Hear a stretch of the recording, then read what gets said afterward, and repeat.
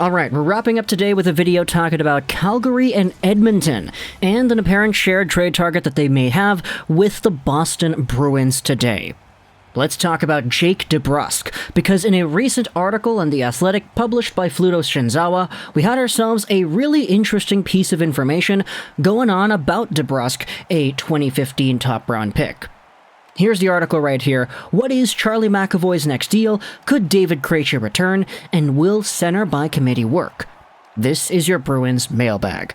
I will leave a link in the description. The article is from August 16th, so it is from a few days ago, but what we're going to be doing is screenshotting yesterday's edition of Spectors Hockey, because what Lyle Richardson does on Spectors is he summarizes the points made in this Athletic piece. Because the Athletic is paid for material, we're not going to go over and discuss that and screenshot that. Instead, we're heading over onto Spectors. So, this is what it says on Spectors' yesterday edition of the Rumor Mill. In a recent mailbag segment, Fluto Shinzawa was asked about the odds of Jake DeBrusk getting traded. He's heard the Oilers remain interested in the 24-year-old winger, and that the Calgary Flames do as well, although to a lesser degree. Asked if DeBrusk could fetch a second-line center if bundled with draft picks, Shinzawa says that would be an ideal return. However, the Bruins aren't in a great spot to trade draft picks. Oh yeah, tell me about it. He believes the return would likely be an underachieving player similar to DeBrusk who might improve with a new club.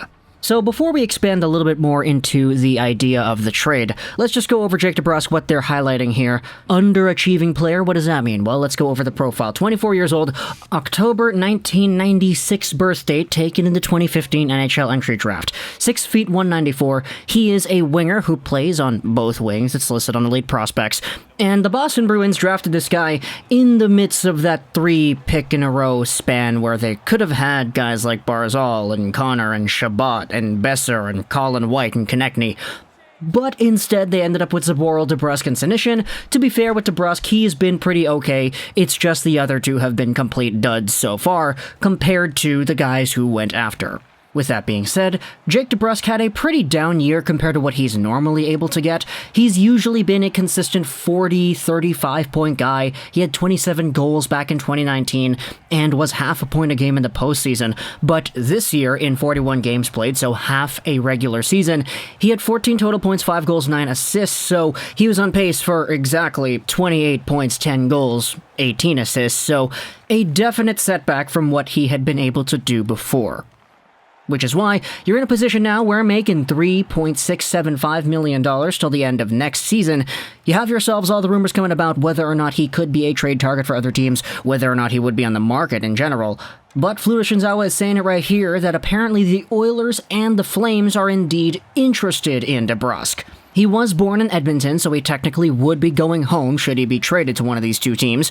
But, as a guy who is 24 already, there is a question as to where you go from here into the next few seasons of his career. Either way, though, what you're going out here if you're Boston is you're trying to get yourself a package that allows you to get that second-line center. Everybody kind of knows this, but with Patrice Bergeron getting older, and with David Krejci already on his way out too, you have yourselves a little bit of a dearth at center, especially heading into the next few seasons. That center position definitely is not the most solidified. So, where do you go from here? Do you trade a guy like DeBrusk over to a team like Edmonton or Calgary with some draft picks, trying to get a second-line center in return? Maybe.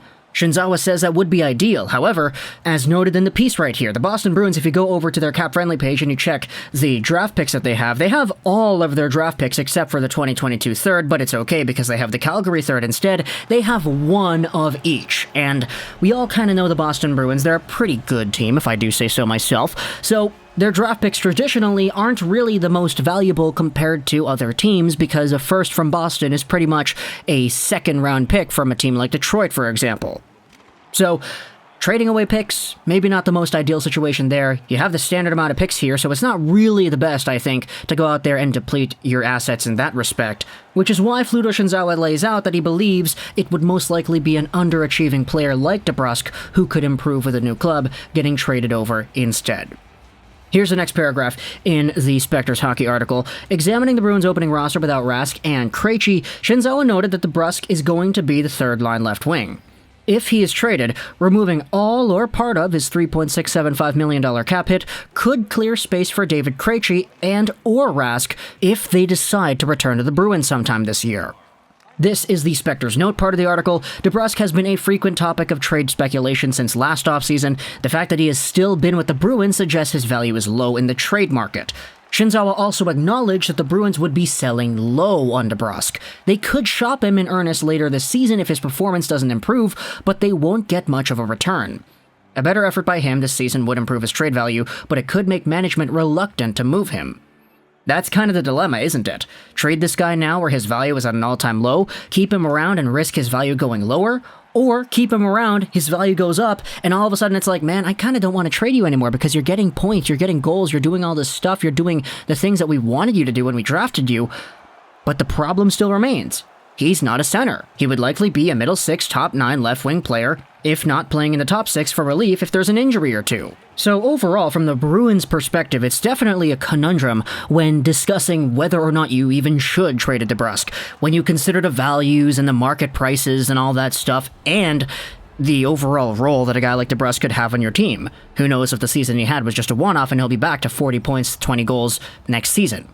Now, going over to the Flames and the Oilers, there are indeed some analyses done on this Spectre's hockey piece talking about both teams and their cap situation and how or whether or not they could actually go out and do this. For Calgary, they did make a few signings earlier today, so that's definitely going to skew up that entire process, so I'm not really too sure if it's super achievable anymore. But either way, if you assume that DeBrusk is getting traded over to one of these teams, especially for a guy coming back who is somewhat in an underachieving state himself, you do have a few names that you can look at. I don't want to make it seem like these are guaranteed guys, but there are some possibilities. If you go onto the Oilers and you take a look at guys who can't play center, obviously McDavid, Draisaitl, they're definitely options, but of course that's not going to happen. The Nuge can play center, but he just signed a really big contract extension, so he's most likely not going to be even considered in these talks. Kyle Turris is making $1.6 million a season. Who really knows how good he's going to be? Derek Ryan's on this team as well, $1.2 million. Ryan McLeod, they're definitely not going to trade Ryan McLeod. They like him a lot. So from the Oilers, if you want to go center, you're talking about Kyle Turris. You're also talking about Derek Ryan. Ryan's probably a lot more of a more consistent player, in my opinion, than Kyle Turris is. But of course, you just acquired Ryan from the Flames as well. So it's not like he's going to be trade fodder, especially in this day and age.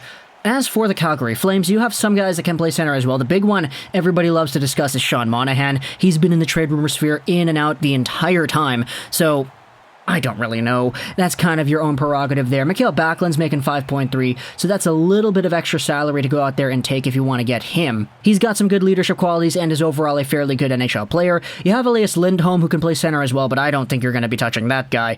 Another interesting center on the Calgary Flames is Byron Frazee, who I'm actually surprised is even still in the NHL. He spent a few years in the AHL and only the AHL now that I'm looking at it, and his NHL experience is quite limited. Despite that fact, though, he is on this team. So if you're going to go out there and try to acquire a second-line center, it really is tough to go out there on the Flames and the Oilers rosters specifically and find a guy that you would be like, yeah, that's our guy. That's the guy that we're going to go out there and trade DeBrusk for, because all the guys that are actually worth something, in my opinion, they don't really feel like trade targets, you know? They don't really feel like guys that would be in the market because they're either re-signed, stars, or newly acquired to the point where it's like, yeah, it would be kind of pointless if you traded him. So that's kind of my opinion here on the Jake DeBrusk, Edmonton, Calgary situation over here. Apparently, according to Fluto Shinzawa, these two teams are involved and they want DeBrusk. However, just the return that the Bruins would want, I'm not really too sure if it's going to get done. Either way, though, talk to me in the comments what you think. If you're a Bruins fan, who among the names that we have discussed on Calgary or Edmonton would you want for DeBrusk? And would you go out there and pay one of your seconds or one of your firsts or whatever to get a trade like that, assuming DeBrusk by himself is not enough? If you're a fan of Edmonton or Calgary, let me know in the comments. Would you take on a guy like Jake DeBrusk? Would you want this kind of player on your roster? And if so, what would be the most that you would be willing to give up? Is it that Kyle Turris if you're Edmonton? Is it that Derek Ryan? Is it one of these Mikael Backlunds or whatever if you're Calgary? I know Kyle Turris is like bad, so it's not going to be enough in the slightest if you go out there and trade him for DeBrusk, but that's just kind of a hypothetical, you know, just a thought experiment. So that's just kind of my rambling on about this. Talk to me in the comments what you think if you enjoyed this. What is Trolls 99? And bye.